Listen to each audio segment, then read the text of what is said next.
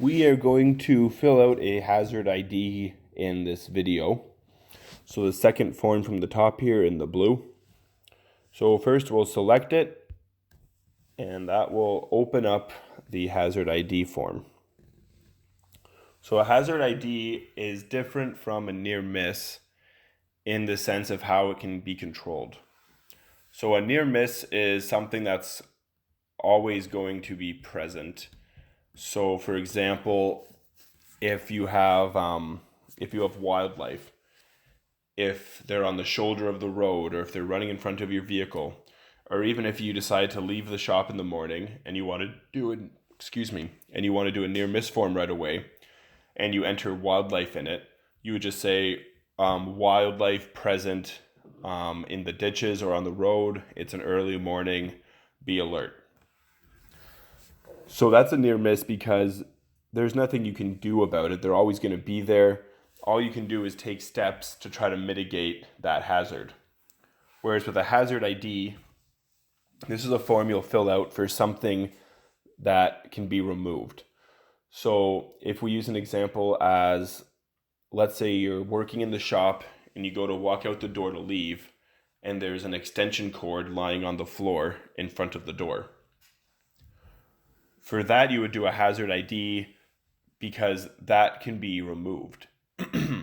So you can take the extension cord, roll it up, and put it away, and now there's not that hazard laying on the shop floor anymore. So to start off, we'll select the client that we're working for. So if you're working for a client out in the oil field, or as in this situation, we are just working at the shop. So we'll say Marksman shop work. And we'll say it occurred today, March 1st at 11:30 a.m. So now we get to the area where we enter the info for our hazard. So hazards. So here there's a bunch of pre-populated areas that list different hazards. So we'll scroll through and find the one that best suits the hazard that we have identified. So for here, we'll just say uneven walking surface, description, leaving shop, and noticed extension cord lying in front of shop door. Picked it up and stored it where it belongs. Picked it up and stored it where it belongs.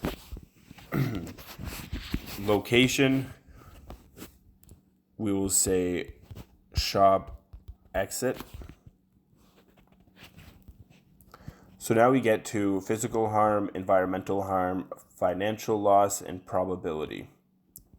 So here we enter numbers from 1 to 5, depending on the severity of it.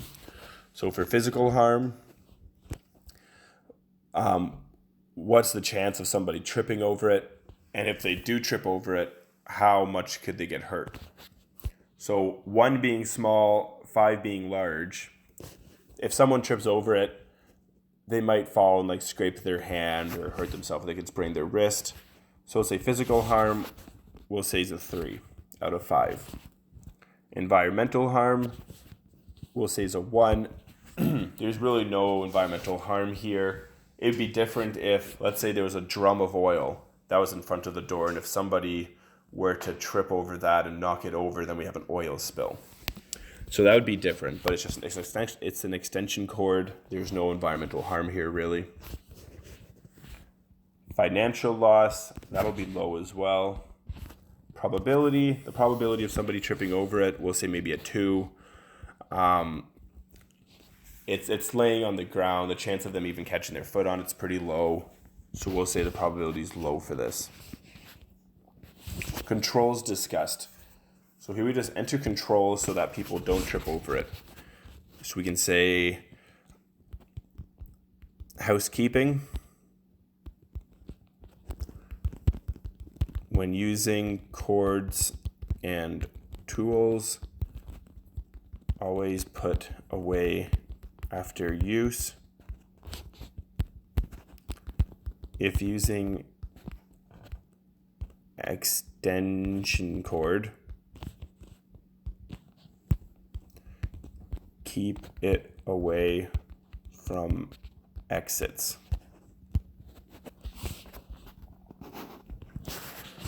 Okay, so we've entered what our hazard was. We've entered a description of the hazard. We've entered where it was located, and we have also entered the different levels of harm that it could cause. So now we get down towards the bottom. We get to workers. So here is where you select who it was that filled out this hazard ID. So I'll just find my name here. I'll say, yes, I was working in the shop and I discovered the hazard and I filled out this hazard ID for it. We'll select who our supervisor was. So I'll say it was Cam Braden. Cam was my supervisor for this hazard. Is the hazard complete and ready for approval? So you'll say yes. And then same as a near miss form, we'll just select the arrow on the very top of the screen and we'll submit it. So that's all there is to it. It's super basic. There's not as much info on it as a near miss, but this is a hazard ID form, and doing a near miss for an incident are two forms that you'll be completing a lot over the course of the summer.